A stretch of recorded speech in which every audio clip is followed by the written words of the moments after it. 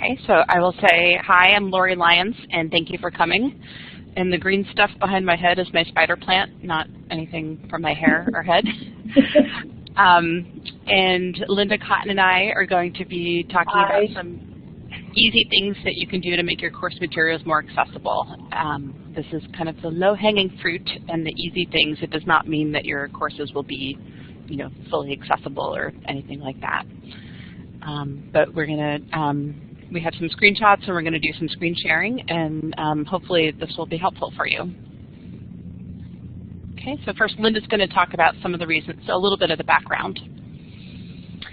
So I imagine everyone has differing levels of background knowledge on accessibility, so we're going to talk a little bit about why we're doing this.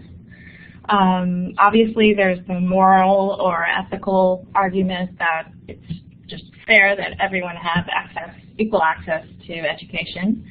It's also the law.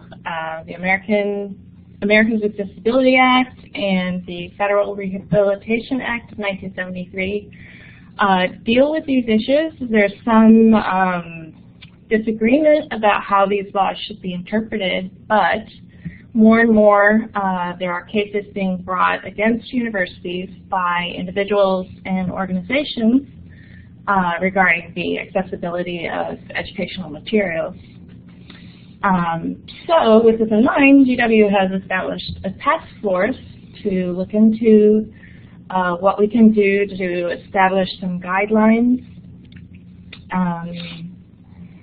And we thought we wanted to get a head start and look at some of the easy things that we can do that will have the most impact. Also, accreditation agencies are starting to be lobbied by organizations like the National Federation for the Blind to include more rigorous accessibility requirements. And so you might ask, well, if GW hasn't really established our guidelines yet, you know, why are we doing this? Why are we doing this now? It's because that we are trying to accommodate people with disabilities. However, many times when you try to do that, you end up benefiting almost everyone else. And we'll see some examples of that during this presentation. Oh, actually, I can give you a couple. Videos need to be captioned for the deaf. However, they can also, captions can benefit non-native English speakers and people with learning disabilities. And some universities have actually enabled captions on all of their required captions on all of their videos, and looked at the data to see how many people are actually using the captions, and it's a majority of the students. So it's really interesting. It can also help people who are running on a treadmill as well. And one of the recommendations that we have is to make sure that all of your content is organized and has headings to help people skim and navigate through the text, and that's helpful for everybody as well. So some of the basic considerations when trying to make your courses more accessible is to know that people with visual disabilities, meaning the blind, of course, but people with low vision, people with color blindness, people with age-related visual impairments. They can use things like screen enlargers. Web browsers have tools and add-ons that will allow you to change the text size and the contrast. Generally, it's blind people that use screen readers. Some people with low vision also have to use them. So there are machines that will read the internet or any document. It converts the text to audio with a computer voice. And they also sometimes use keyboards to tab around the screen when they're using screen readers. Next consideration is those with auditory impairments. So like I said before, captions are a major issue, and if you can't provide captions, it's a good idea to provide transcripts, and at the very least a description of what the video or photo or, well actually what the audio or video with audio is saying. And then there are those with motor disabilities, so people with lower fine motor skills or slow response time, people that can't use a mouse and have to use a mouse stick that they hold in their mouth to hit the different keys on the keyboard, and also hit the tab to tab through the different parts of the web page and the different links. So those are some of the major. Oh, the last one is cognitive. Like I said before, learning disabilities. Some people who can be overwhelmed with too much information at one time. So it's a good idea to keep things simple and to put large amounts of difficult concepts into smaller pieces. This is like I said before, it's good for everybody. It's good for increasing learning effectiveness in general. And you can just keep in mind that you can put materials, you can use materials that can be replayed and reviewed several times. And this is the tip of the iceberg, like Lori was saying. These are the low-hanging fruit. These are some very easy, simple things that we can do to get started. These recommendations are almost definitely going to be part of any guidelines that GW comes up with. Okay, and I just wanted to mention too that we sent out this worksheet, which is just intended for you to be able to take notes during the session for yourself. Although we'll put a finished version in Fred afterwards as kind of a summary as well. But we'll be talking about things that are specific to Blackboard, specific to Word and PowerPoint, and then things that are in common regardless of format. And you know, we tried to target the things that we think faculty instructors are using most often. So you know, again, going for the low-hanging fruit. I also forgot to mention to please feel free to interrupt us if you have any questions.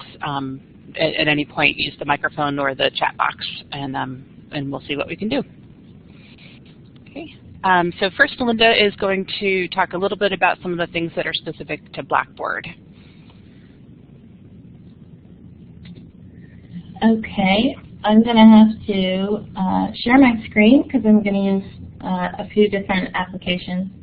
So please bear with me. I don't do this all the time. Okay.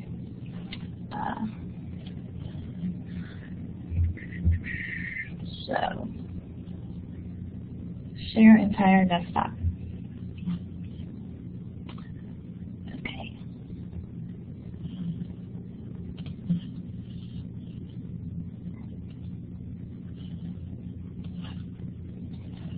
Okay, so here we have, can everyone see?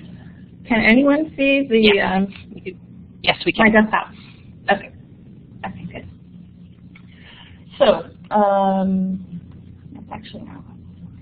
I have just started a new item in Blackboard, and I did this so that I can show you why it's a good idea to not copy text directly from Word and put it into Blackboard. When you do that, you're copying the text, but you're also copying a good amount of coding that's invisible, that's put in there by the Word application. And that can complicate the way screen readers read the text, as well as how web browsers display the text. So like we were saying, some people need to be able to change the size of the text. So if it's determined by Word and that's copied into Blackboard, then you're making that impossible to enlarge the text. So I'll first just show you. This is an example syllabus. This is not a real syllabus. I'll just copy some, paste, and you've probably run into this many times before. If you just do this, it's going to make it more difficult for you to format. Like for instance, this is a list, but it's not being recognized as a list. Maybe I'll increase the size. I'm going to increase the size a little bit so that you can see, but it's going to be, the screen's going to get a little choppy.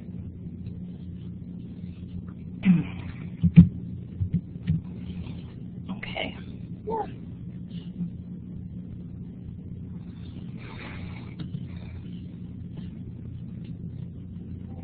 All right. So I just wanted to show you that if you actually, you don't have to do this, but I wanted to show you that if you actually look at the code, there's a huge amount of hidden code in there, and there's the text. It should just be text. So that's why you don't want to do that. So let's get rid of this. Oh, actually, I can show you another way that you can clear the code is to highlight it and use the clear formatting button. However, when you do that, you can see that all of the words have run into each other, and you have to go through and separate each paragraph, which is really tedious if you have a long document. So another way to do it is to go to your document, copy, and then use an application in Mac. It's called TextEdit, and in Word it's called Notepad. So you just paste it in there, and it has stripped the text of all coding. And then copy it and paste it in to Blackboard, and you can see that it has gotten rid of all of the code except for the paragraph marks, which are very useful so you don't have to go through and separate everything.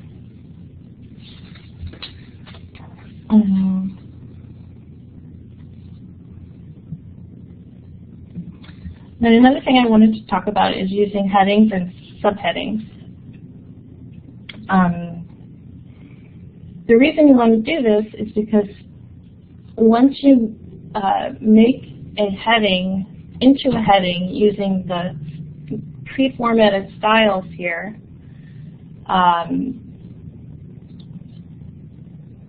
that change gets put into the code, which means that a screen reader can detect that the heading is actually a heading. And that enables people using screen readers to skim a web page or a document so that they don't have to read the entire thing to get an idea of what the major topics are. So we recommend doing that instead of using the font size and changing the font and bolding and all of those things.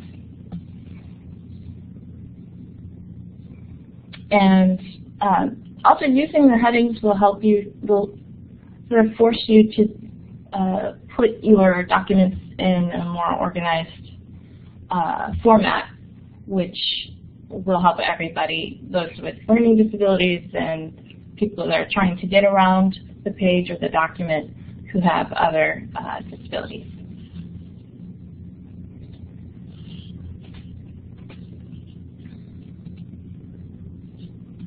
So I'm going to stop sharing now. Okay, and any questions about what Linda showed so far in Blackboard before we go on to talking a little bit about Microsoft Word and PowerPoint? Okay, so I'm going to talk a little bit about Word and PowerPoint. First, we're going to talk about Word. So let me share my Word. Here we go.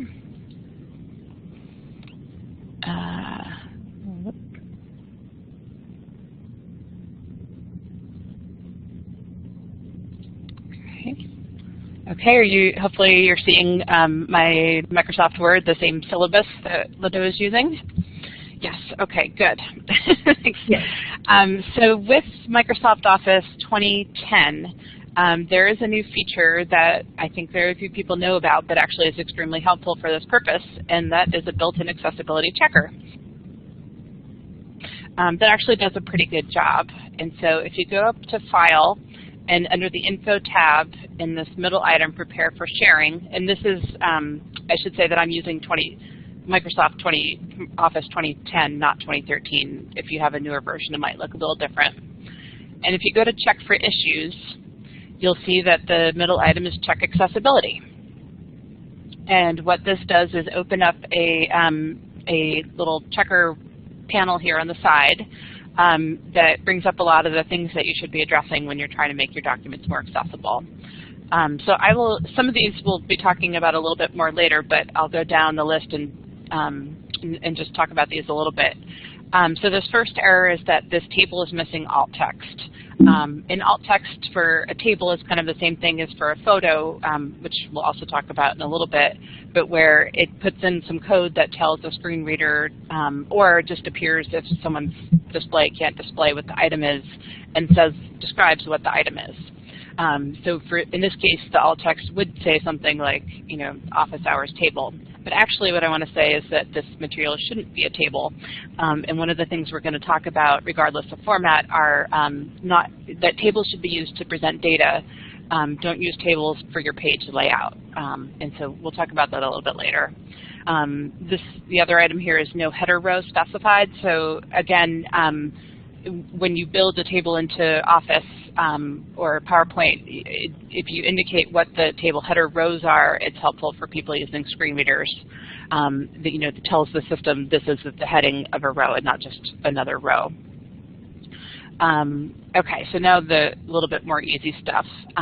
Infrequent headings. Actually, I should have mentioned that down here in the bottom in this panel, it tells you what the problem is or why the issue is a problem and how to fix it.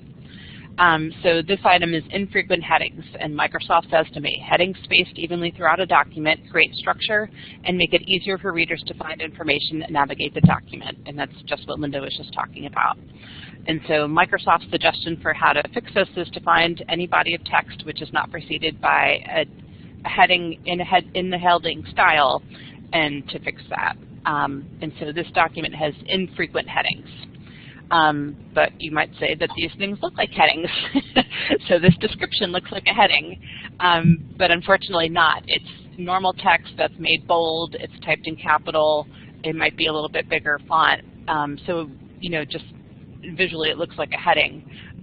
But what we suggest doing is actually using the headings that are built into the styles in Word. And you can kind of play around with them a little bit, but what you should do absolutely is stick to using them in order of parents and children, headings and subheadings. That's the same for Blackboard as well. If you keep them in order, it's easier to skim the document.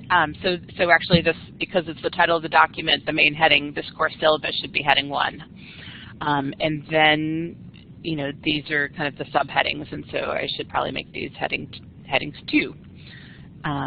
Or maybe I clicked 2 earlier. So, and so on, that you would go and select them. So here under grading plan, we might have this heading 2 for the grading plan, but then there's pieces of the grading plan that should be heading 3. And what this does is provide a logical structure to help screen readers skim just the headings for someone who's using a screen reader. And so, so that's that. There are ways of changing the styles, like say you don't think this is big enough, or you don't like the italics for heading 3, or you want it to be a different color or something. We're not going to get into that right now, but you can actually change the styles. And I can show you that Microsoft has the built-in style sets as well. I'm using a default black and white one right now, but you can kind of play around with different ones of how they look. And they might be a little different on your system if it's a little newer. Okay, so the next item is unclear hyperlinked text. And again, we're going to talk about this a little bit more later. Whoops. Sorry. Where did you go? Somehow I double-clicked and it disappeared. But I can show you what I mean, and that is that when you put in links, you should have descriptive text for what the link is. So tell me what the name of the page is that I'm going to, not the URL, because if you think about a screen reader, it's going to read, and someone will have to sit and listen to http://www.honolulu.ha, and so on. And so we don't want to make people listen to that. And so it'd be much better to have the link be a link, but have it be, you know, John Doe's homepage for the drafting class. Another item that shows up in Office in the Accessibility Checker a lot is these blank characters. And so this is where there's return marks used for spacing.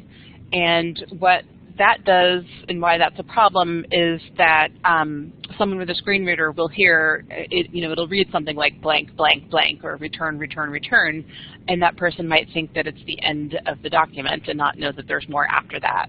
And so if we delete these extra marks, that's not going to be an issue. And you can see that when I delete them and address these items, that it disappears from the accessibility checker, which is very nice and satisfying to take care of. And so if you do need to put in some space because you want to do a new page, use the page break function, and don't just hit return, return, return to space something out onto the next page, because that'll make it much more usable.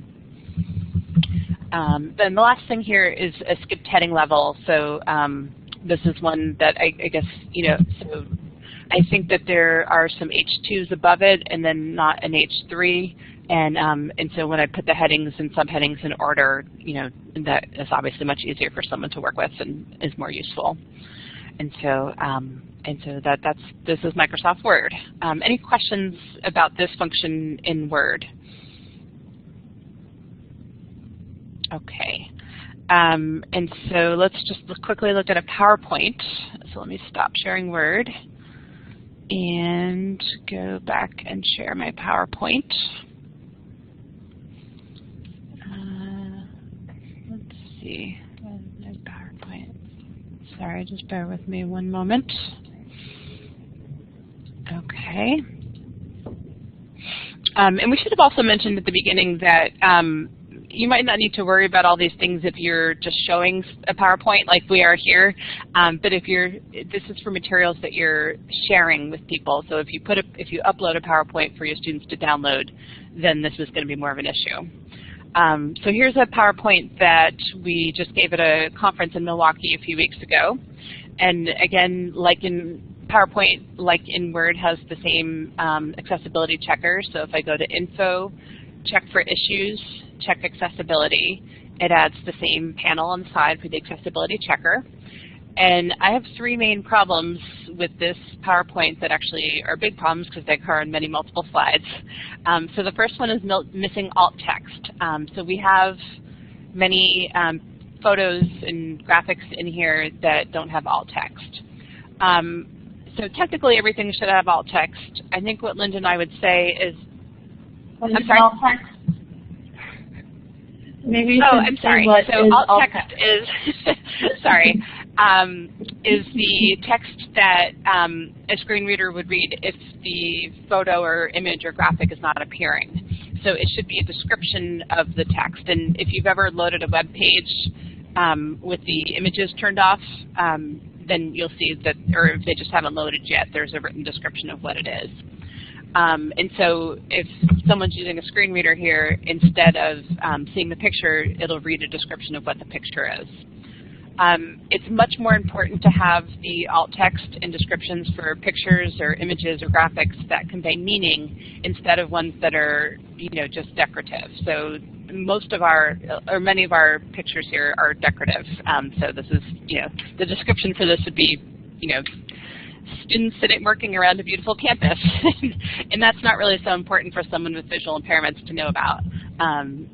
Because it's not conveying meaning, or it's not conveying the meaning that we're trying to get across in this slide. And so again here, we're talking about health professionals. These pictures are of students being trained to be health professionals, but it's not conveying meaning that we're talking about. It's more decorative. But you should add the alt text for anything that is conveying meaning.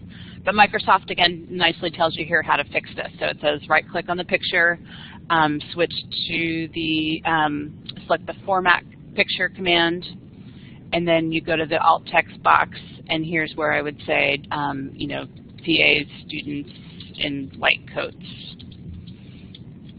And that's how you add the alt text for those images that are important to have alt text. And then I think that disappeared from my list. So that's one big issue that comes up in PowerPoint. Another one, and one that is more important, we think, for you to address, is the missing slide titles.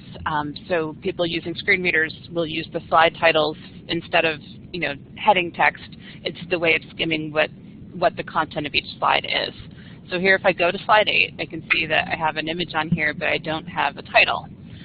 So if I go to Layout and select Title Only, it adds the box for my title, but I still have my graphic, which I'm going to move down a little bit.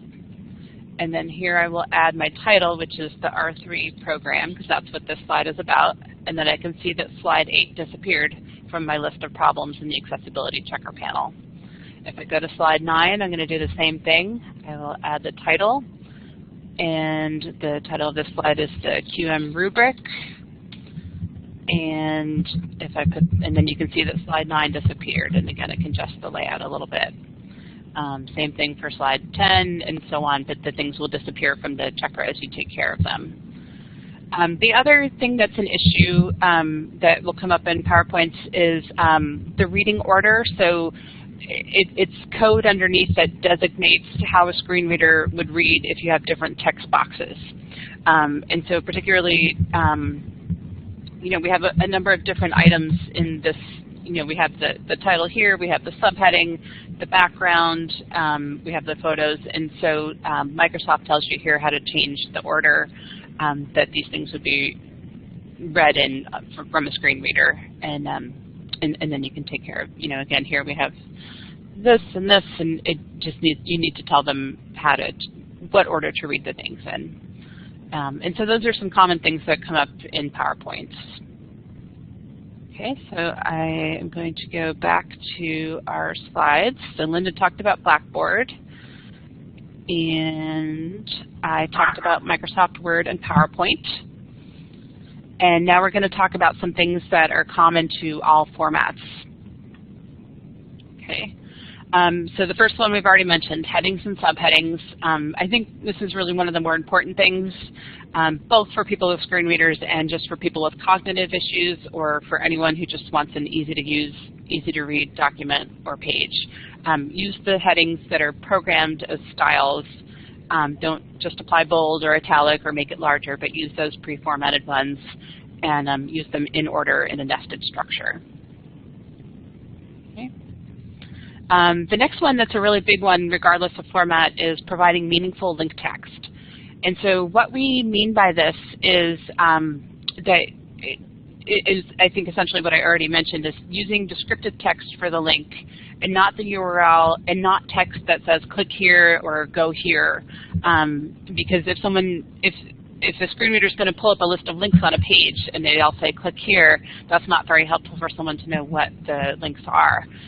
So if you want the students to read the CDC's information on emergency preparedness, that's your description of what the page is, that's the page title, that's what you should use as the link. You don't need to use the URL because it's in there anyway if you make it a link. And and you should really avoid saying things like click here or go here. Okay. Yes. Sue, if you can go ahead and click talk and ask your question. Hi.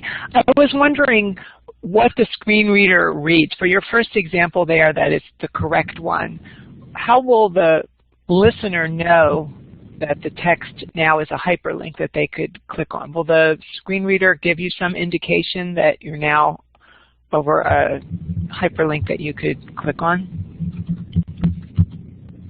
I think, Linda, if you could answer that, but I think the screen readers all might work a little differently. But I believe they have some indication of what a link is, and they're pulling that from the HTML or the other code underneath, because they know that in HTML it's an A tag. People who use screen readers can ask for just all the links on the page, for example. So it's important to realize that any links that you have could be seen out of context. Okay, and I think Marcia has a question too. Can you hear me? Yes, we can. Okay, I'm just wondering about the not using the URL. If the hyperlink were to break, if you put the URL in there, at least the student can copy and paste in, as opposed to then having to email and I can't get in here. And so having that address sometimes is really important, even if you hyperlink that address. I think ideally we would check for broken links. But yeah, I hear what you're saying, and again, we're still trying to figure out best practices for all of this. Students can always right-click on a hyperlink and copy the URL. So hopefully you all have experienced that. But if you see a link and you right-click on it, I mean, hovering over it will show you on the bottom of your browser screen what the link is.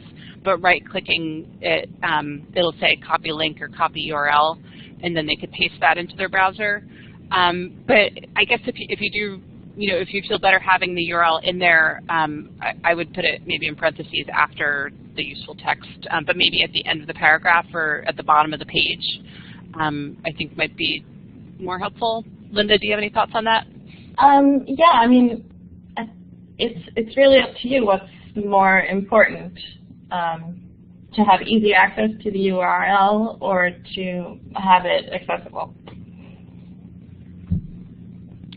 Does that help at all, Marcia? Yes, thank you. Sure. Okay, so a little bit more about this meaningful link text, just making sure everyone knows how to do it. So in Blackboard, this applies both for when there's a hyperlink, when just a URL, but also when you're attaching a file. Blackboard has this really annoying tendency to put the file name when you attach the file, but you can go, give it meaningful name of the file, and it doesn't have to be, your abbreviations of your file name. Look for it in the dialog box when you're actually uploading the file.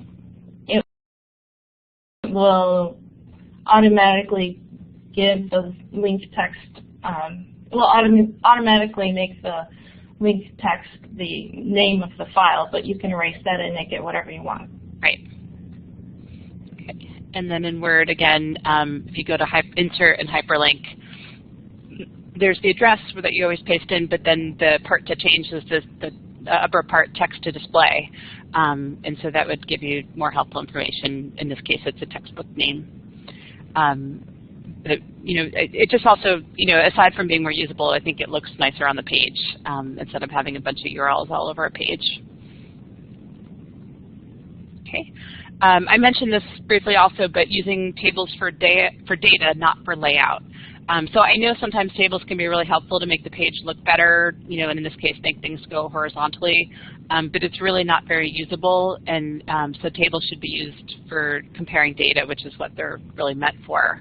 And so we'd say, make it horizontal, use the heading styles, like in here, office hours, and class hours, so the heading styles, and try to avoid using tables for layout. Because if you think about a screen reader reading this bottom example, it would say office, office hours, class hours, building 2, room 613, Monday and Wednesday, 4:30 to 5:30, Monday and Wednesday, 5:30 to 7:50, and that's not very useful or helpful to someone listening through a screen reader. Does that layout also apply to using multiple text boxes? Like in PowerPoint? Yes. Yeah, and that's where that the tabbing order comes in, or the reading order that came up in the accessibility checker. It would probably be, actually we hadn't really thought about that or talked about it too much, but I would think that using one text box and having it well formatted would be more useful than having multiple text boxes. Linda, would you agree? I would definitely agree with that. Okay. But, you know, it depends on what else you have on the slide. It might not be possible. Right. Does that help, Monroe? Okay, hopefully. We wanted to talk about the alt text. So again, you know, we would really emphasize this for not necessarily for every image, but images that convey meaning. So if you're talking about a certain kind of X-ray or a certain kind of graphic or something, you know, make sure you put in the alt text. And so here's an example in Blackboard where when I'm uploading the file, the image file, it has the name of the file to link, because that's the one I selected, but then right under that is alt text. And so I entered, you know, again, I'm sure this could be more descriptive if I knew exactly what this X-ray was showing. But that's where you enter the alt text in Blackboard. And then the way the alt text, you could see the alt text is when you hover your mouse over the image, it's the little box that appears, and that's the alt text that's showing to you. If someone had, you know, their browser set to not show images, or if they were using a screen reader, they would hear that text being read, or just see the text instead of the picture. Okay. Don't use color alone to convey meaning. So if our goal, say our goal for this example is to look at, we want students to look at, or anyone to look at what the highest and lowest things were, instead of doing red and green, which can kind of look nice, you know, and is commonly used, but actually is really hard for people with color issues to see. Instead of doing that, I sorted them, because my goal is to look at highest to lowest, not, you know, it doesn't need to be in alphabetical order or any particular order. Although I think this will be specific to your needs. But again, think about how you're conveying the meaning. And so my meaning was able to be conveyed both by sorting it, and then I did put bold. And so just don't rely on color alone. And I know most of you aren't on this campus, but I thought it was interesting when the Whole Foods opened up and they had this very complicated color coding thing for, they have like 5 lines where it's a combined line, and they call out the number and which line and tell you what cashier to go to. And after they were open for like a week, they quickly changed it from having these very pretty muted colors to not relying on color. But actually, I think they changed it to numbers instead, or maybe letters instead of colors. And so I thought that was interesting at the Whole Foods. Color blindness is more prevalent in males, but overall, it's estimated to be about 10% of the population. And there's different kinds of color blindness as well. Well, the phrase use this and not this, are those separate text boxes? Yes, they are, but actually I wasn't intending to share this PowerPoint. I mean, I wasn't intending to email it out to anyone, and if I was, I would go through and fix that. Actually, I could have very easily done that in one box, just you know, by hitting the return mark. Separate from the main text then? Separate from the title text.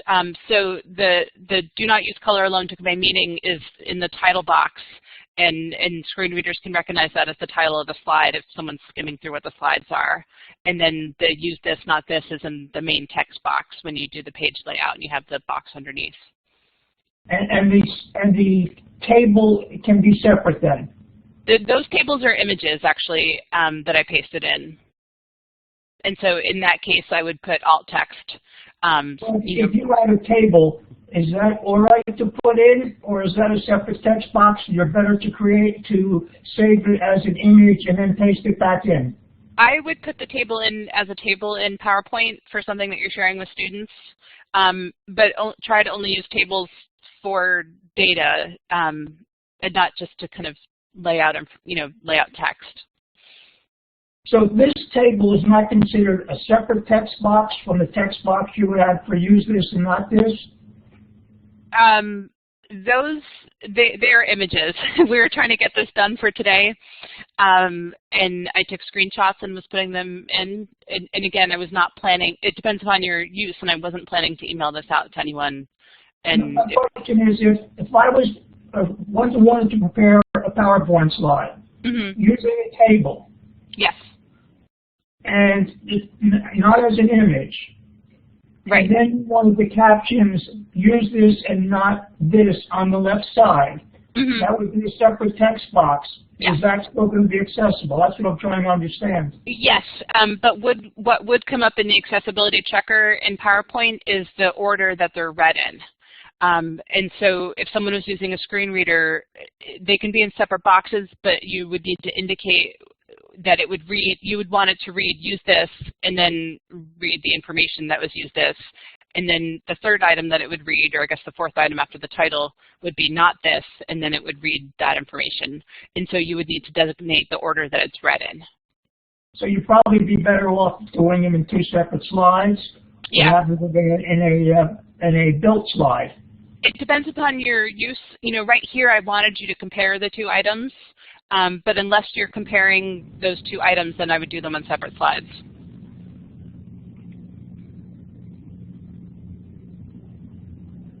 Does that make sense? Yes. Hopefully. Okay, thanks. Okay. And now we're going to talk a little bit about providing alternatives to audio content. I know this one has been hard because we've been encouraging folks to do videos and narrative presentations, and then we're like, oh, but wait, you have to have captions or a transcript. And unfortunately, it's just, kind of our complex lives that the students really do respond well to video and narrated presentations and like the use of multimedia. But it does add another layer of complexity that we need to think about accessibility for them. So Linda's going to talk a little bit about this.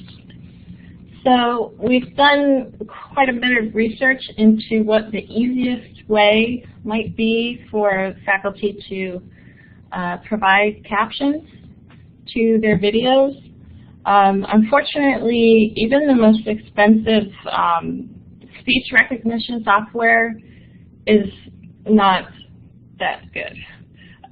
We're actually in the process of buying Dragon Dictate, which is probably the best out there that we know of. If you guys know of any other ones, please let us know. But like I said, it's not a panacea. It's not going to recognize accurately all of the words that you say. The best thing that we found was using the caption tool in YouTube. And I made a video tutorial about how to do that, and it's in Fred, so we're not going to go deeply into that, but happy to answer any questions. If you have already written out the narration for your presentation that you might be giving in video, for example, then it's a lot easier. You can just upload the transcript to YouTube, and it will separate out the captions that go with each period in time. It will do that for you. I think we have some screenshots in here.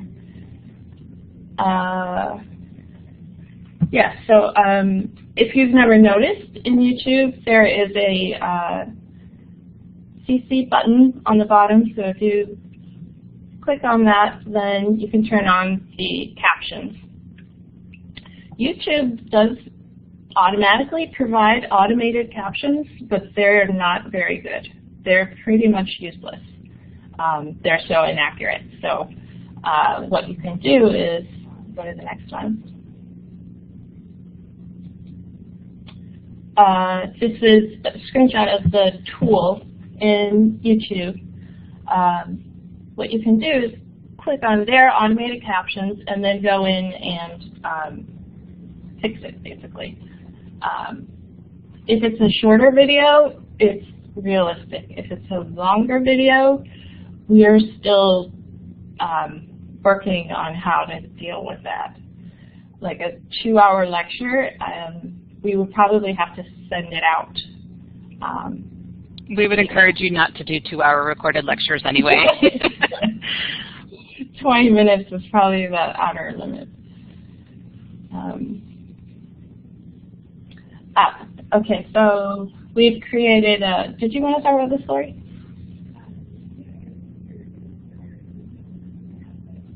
I'm sorry, I can't hear you. Sorry, I had turned my microphone off because I found when I was breathing before it was flipping to me. So we just wanted to point out that these materials are now in FRED, and we're going to be working on developing this section a little bit more. But on the main page of FRED, the instructions for instructors has this new section of accessibility for students with disabilities, which has some of the materials from today and what we're working on. So here is just a screenshot of Linda's captioned video on producing captioned videos. And that goes deeply into the how-to of how to so we already had instructions for creating a narrated presentation and uploading it to YouTube to share in Blackboard, and then this is the how-to of editing those auto captions, which Linda said were horrible, but I feel like they're surprisingly good, given what they are. Yeah, I just worked with a librarian from Himmelfarb who has a British accent, and I think he was afraid it wouldn't pick up his accent, but it actually did just as good as anyone else. I think where it really gets I think part of it is, taking care to speak clearly, but part of where it has the most trouble is in technical terms. For one of the statistics instructors, she recorded something about SPSS, and every time she said SPSS, it was like ESS, PEE, ESS, ESS, and it was just kind of funny. But it's technical terms like that where it has the hardest problem. I personally think it does pretty good otherwise. And so we are including written instructions, or we have included written instructions in here for some of the Blackboard and Word things. Again, these captioned instructions are here, and then additional resources. This is just one little clip, but that's all in FRED, and we're going to be working on that some more. And then the last thing we wanted to mention is, please consult us if you have questions. Particularly, I think someone asked before about PDFs, which actually are kind of another ball game and are more difficult to make accessible. I won't claim to know anything about it, but Linda has learned a lot more about it. But PDFs are more difficult. Sorry, it's not that it's more difficult, it just takes more time. Okay. And please talk to us if you're using a lot of images that convey meaning that are important to your course and aren't provided in another format. Same thing for videos. Math equations and or symbols, there are special things for that if you're using those. And also any other questions or concerns that, even if we don't know the answer, like we want to figure this all out, and so we're happy to help and work with you on things. But, if you have any of these special concerns, please do ask us. And here's our contact information, and we're happy to take any questions. Yeah, we have about 10 minutes left.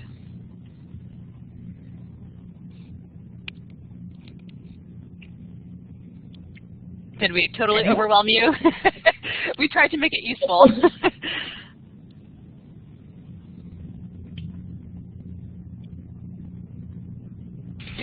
Hi, this is Sue.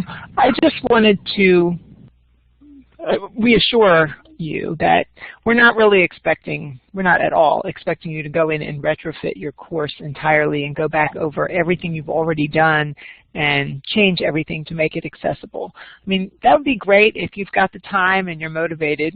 Sure, go for it. But that can be quite overwhelming in some of our courses. They're very, very text heavy. So we're really doing this webinar today in order to get you to start thinking about these things. A lot of us, you may not have really ever thought about what you're doing in your course and how it might affect people with disabilities. So we wanted to raise the awareness and give you some tools so that going forward, every time you're adding new content, you keep this in mind. And hopefully over time, all of our courses will become more and more accessible.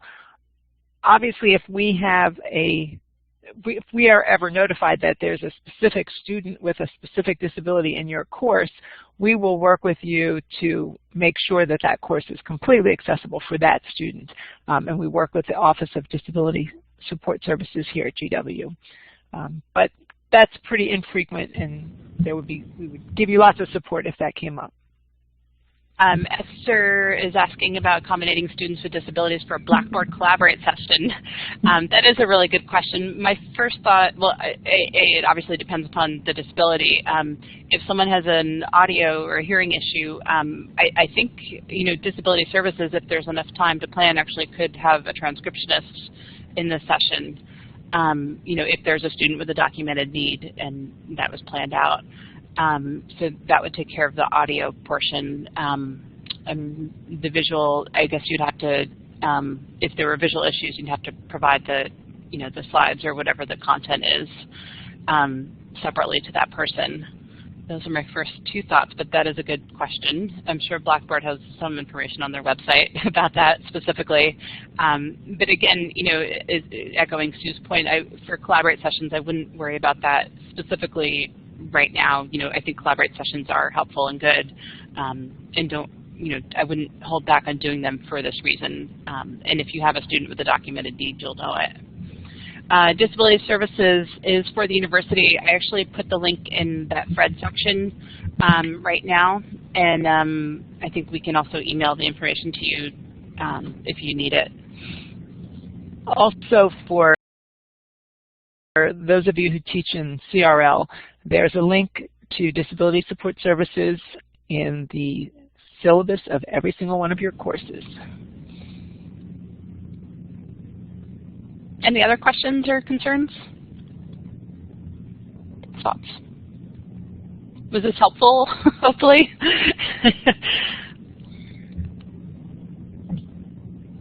Thank you. Is it too easy?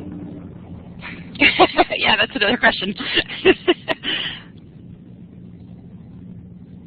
Thanks. Okay. And one of the things that also, just echoing Sue's point is, or Joan's question is that the new director of online education for GW comes from the law school, and so I think he's particularly concerned about looking at this. But again, there has been nothing that's come out of his office just yet, and so we're trying to be a little bit ahead of the game, and these are some easy things we think. Okay. Yes. So thank you all. I think that's it. I'm happy to. I think we could stay on a little bit longer if anyone has any individual questions, but I'm going to turn off the recording now.